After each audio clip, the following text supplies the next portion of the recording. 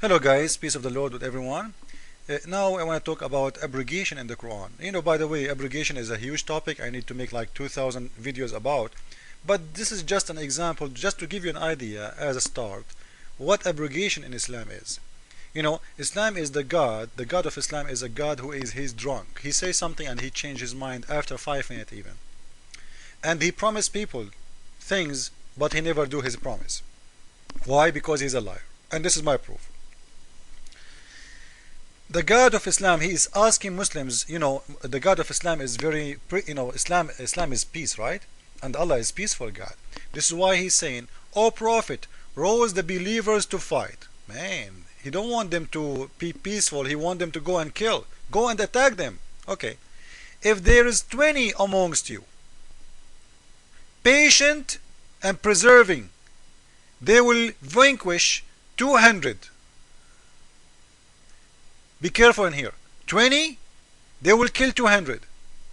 You see how Allah is encouraging them? He is using extreme promises. You know what? Don't hesitate. Just go and kill them. 20 of you will kill 200. Okay. Well, and if 100 from you Muslims, they will vanquish thousands of the unbelievers.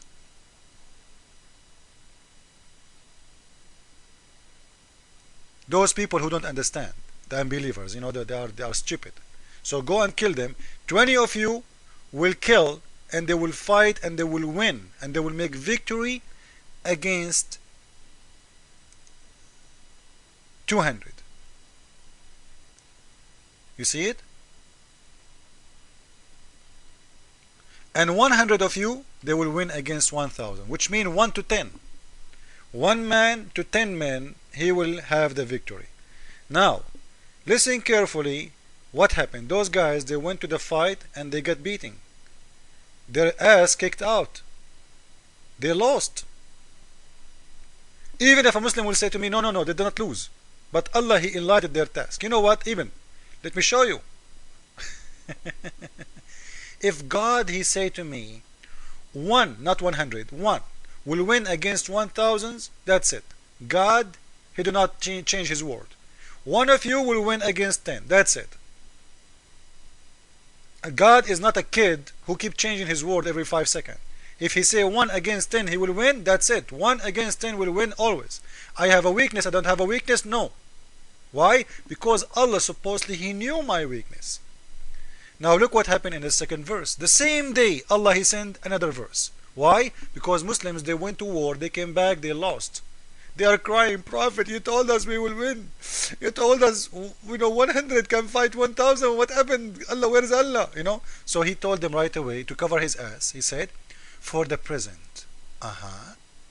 For the present. Be careful guys. For the present. Now.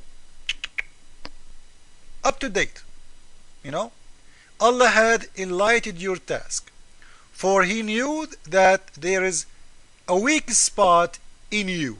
Guys, when Allah he gave them this order, the first one, about 100 will fight 1,000. He don't know that they have a weak spot. So Allah is correcting his order. Is the new spot is something new? Is the weakness is new? No, because you will see in here, he is saying exactly the same. Patient, 100 of you with patient and preserving, they will vanquish 200. There,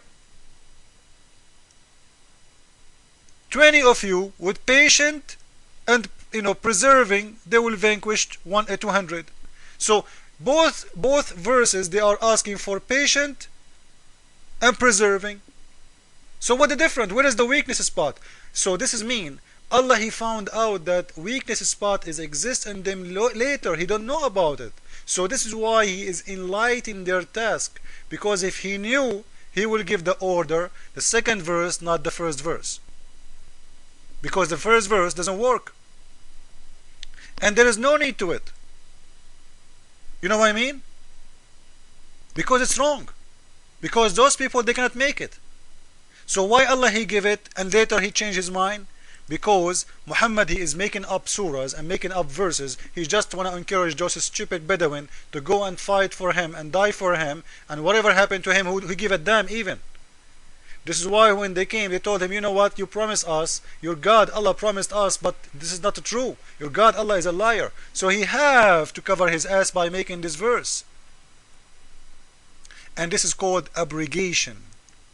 Allah, he keep changing his mind every few moments. And by the way, one verse in the Quran abrogated hundreds of verses in the Quran. Like, Muslims, you might see Muslims saying to you about Surah Al-Kafirun, like the one it says, no compulsion in Islam, you have your religion, I have mine. We hear always Muslims repeating this verse, the surah from the Quran. This is Al-Kafirun surah. This one is abrogated by verse, Surah 9, verse 29. That verse alone abrogated more than 120 verse. Imagine. 120 verse abrogated just by one verse in the Quran. This is what it's called abrogation. So when you see Muslims reading for you a verse from the Quran, it sounds nice, remember that there is abrogation. All the verses about being nice to Christians, being nice to Jew, being nice to anyone, this is when Muhammad, he was weak, he don't have army, he was trying to lie to them. Like the Muslims now in America or in the West, they show you the soft skin, because they cannot bite you right now. But one day, if they get the teeth to bite you, as they did in Cyprus, as they did in Bosnia, they did in Lebanon, as they did in Chechnya, wherever they go, they will show you their teeth. So, Muhammad, he was weak. He is not the controller. He is not the governor. He is not the one who have army and swords. So in the beginning, he was trying to look like a nice guy. You know what? You have your religion, I have mine. Okay? Fine. So he is not enforcing people, but after he got army, you know what? Go and fight them and kill them wherever you find them. So what happened to the verse that says you have your religion, I have mine? What happened to the one that says no compulsion, no enforcement in Islam? Oh, that one, when he was weak, he don't need it anymore. This is called abrogation. Abrogation. So abrogation in the Quran, Muhammad, he used it to cover his lies. Always. The purpose of abrogation is to cover his lies. Secondly, to fix his mistakes in orders he gave as he claimed that they are coming from God, as this one. Promises of lies. 20 of you will win against 200. And you will see the difference between 20 will fight 200 and 100 will fight 200. Do you know what is the difference? It's a huge. So I gave you an idea about abrogation. I hope you learned about that. We will show you a lot of verses abrogated in Islam. So always don't trust Muslims showing to you verses from the Quran about, some verses they look nice, we need to make difference. There's Quran came to Muhammad in Medina and Quran came to Muhammad in Mecca. When Muhammad, he was weak in Mecca, he is under the control of the non-believers, he have to be nice to them. So he did not mention one word about killing them, torturing them, insulting them. No, he was acting like a chicken until he got his army. So always remember that. So when he started having his own men to fight for him and to kill for him, and he got to have his own soldiers, then we saw the real face of Muhammad. The one is nice is not there anymore. Forget about old days. I am the one who is, his hand is upper than you. This is why in the Quran says, so this is why he said in his Surah 47 verse number 35, don't ever cry for peace and don't hate, don't stop with your hate for peace as long you are the uppermost.